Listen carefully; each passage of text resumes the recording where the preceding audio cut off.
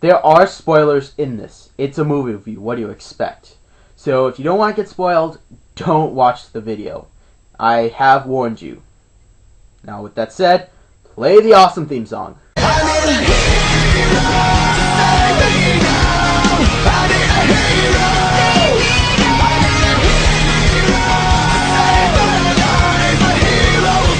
To Balfour here with a brand new movie review. This time the Man of Steel. But before we actually talk about the movie, there's a couple things I want to tell you. For one, you may have obviously noticed that my background is very different. But to my more pristine viewers who actually have watched my Christmas vlogs, then you know that this is where I film my Christmas videos. Which means one thing, I'm back in Florida just for the week, and before you say anything, I did pick up some toys while I'm here, so I'm going to film a couple of reviews here, so don't worry. But anyway, I'm here for just the week with my mom, my grandparents, and my new best friend, Wilson. The Crocodile, guardian of my backpack and its secrets.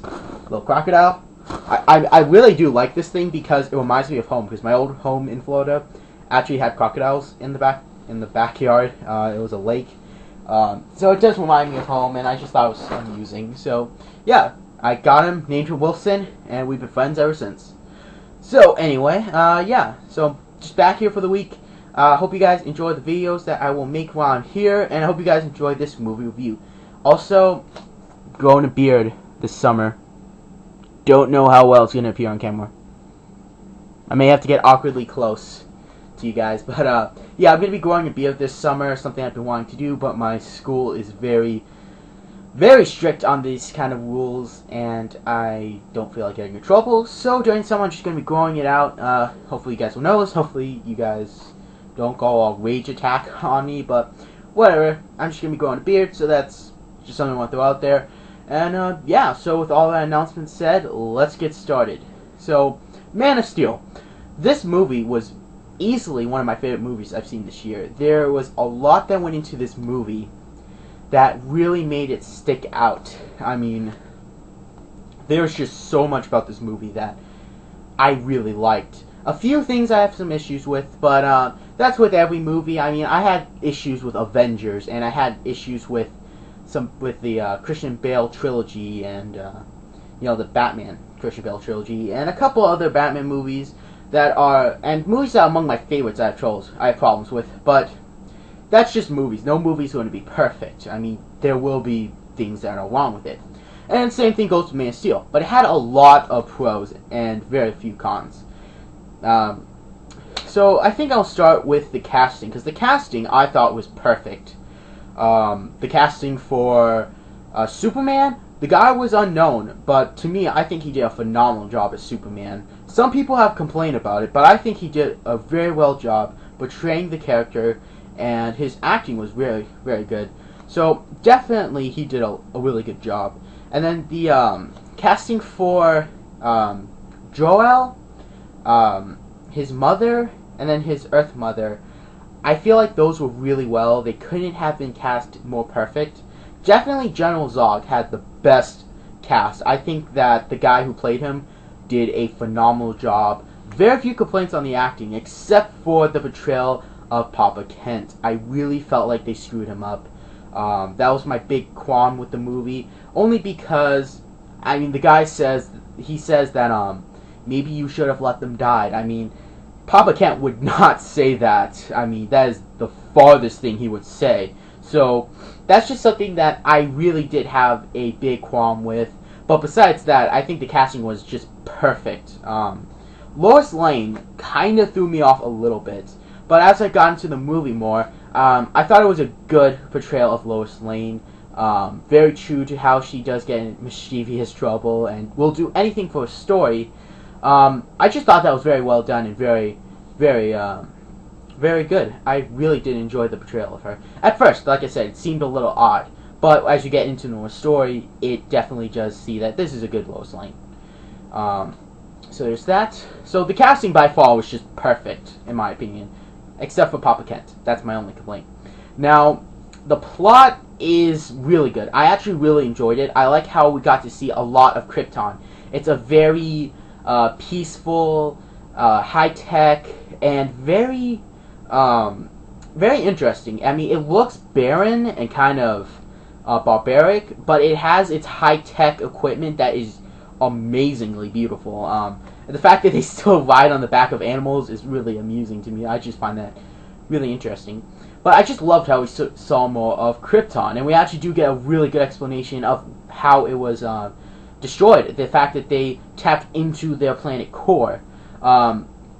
Definitely, I liked how you can compare the civilization of Krypton to other cultures we've seen. I think the closest was Plato, how each person was bred for a specific duty, which does eliminate the free will, which was very interesting. And one of the complaints that a lot of people complained was that it's very Christian, which I have no problems with. I'm a Christian, so I have no problems with the whole just blurring it out in your face, but it did so in a way that was very intriguing and interesting.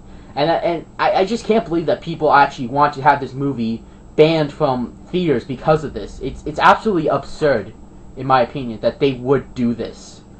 But definitely the portrayal of Krypton can be related to, I believe it was Plato's view of how people should be raised up for specific roles, and some of the other things. Just some of that. Like, I'm just going from the top of my head, remembering some theology I've learned, which is my favorite class, so yeah. So this is what I kind of drew the comparison to, which was very interesting. And I also thought it was very interesting how just how we saw Krypton. I mean, that was just amazing how we got to see more of Krypton, more of the culture, and just more of it. And that was just really interesting. I liked how you could actually have the how they did the whole how Kal-El is basically he was born of hope and free will. That was very interesting how they did that. The unnatural births were very strange, like alien pod people on planes. Was very weird, very strange. But I guess it does kind of show how pleasure oriented they may have become over the years, which is very interesting. I'm running out of time here, but anyway. I guess I'll talk about the effects now, because the effects were amazing. And the effects made the fight scenes so intense. They were just amazing fight scenes. From, I always forget that chick's name, that's General Zog's second in command, but her fight scenes were amazing. Superman's fight scenes were amazing. Any of the fight scenes were amazing. Flat out amazing. It really did blow my mind. It just was just so wow. So very few complaints with the fight scenes, because the fight scenes, in my opinion, are what made the movie more intense and more action-packed. So there's that. I also kind of like how it semi had a Fortress of Solitude, the giant ship, kind of in a cold part of the world. I did like that. That was very, very cool. I liked how it was kind of the Fortress of Solitude in a way, which is very interesting. I really did like that. What else did I like? There's just so much I liked about the movie. I guess the one thing I didn't like was the costume design. I felt like if they kept the belt, it would have been more acceptable. Because, yeah, Superman without the belt or the undies is weird. I think if they kept the belt, it would have been cool. But I do love the arm gauntlet designs and the cape. Very cool. I'm a big fan of how Superman has the symbol on the back of the cape. So, minor complaint. But it was just really cool how the costume looked, except for the lack of belt, undies, and symbol on the back of the cape. And then, I kind of like the ending. I didn't get to see what's after credits. I heard there was stuff after credits, but I did not get to see that. But, I did like, at the end, how he becomes a reporter, and he does give the explanations why he becomes a reporter. Because, you know, if you're a reporter and you go to something that's dangerous, no one's really going to question you. But if you work some other job and you go there, unless you're like a fireman, an ambulance worker, or something else, then they're going to question why you're there. So this was very clever in how they explained it. I also really liked how they kept the family crest and the idea that Superman's symbol means hope on Krypton. That was very interesting. A big fan of actually having that. I think it's been done a couple times in the comics. I don't remember which specific storyline, but I do like how that's been adapted into the Superman universe. I am a fan of how they did that, made the family crest and the symbol for hope.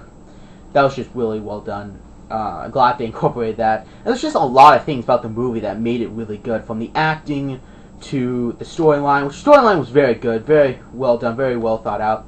Had a very few complaints about that because it was just beautifully done. To the designs of the costumes, to the actual, just the way it's shot is just great. Very nice use of the of how they filmed it. I guess in a few scenes it seems a little rushed, but that's just a minor qualm. And the only real thing that really kind of stood out to me like a WTF moment, or really weird, or just something that would make me take a double take, was actually having the costume pre-made by Superman's father. Kal-El made a costume for no, Jor-El, my bad, I'm sorry about this, but Jor-El actually made a costume for Kal-El, and it was the Superman costume. Now that did seem very weird to me. That almost made me want to take a spit take, because it was just so strange. I figured that he would have the materials in the actual, I forget the name of it. It was just like a giant ship.